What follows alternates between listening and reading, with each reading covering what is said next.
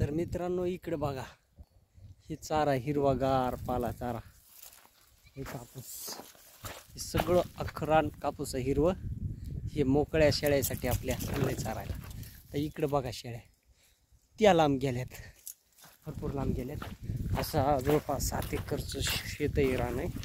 अशा पद्धतीने तुम्हाला सांगतो असा चारा मोठा शेळ्याला आहे बघा, हिरवगार आहे असा पाला आहे ना, मस्त.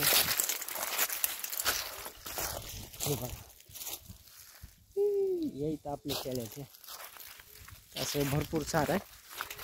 त्याच्यामुळं तुम्हाला म्हणतो मी, काय शेळच्या शेळ्याच्या नादाला लागू नका. हे असं सीझनमध्ये खायला येत राहतं. आणि हे असं बघा हिरवगार कापसाचा पाला,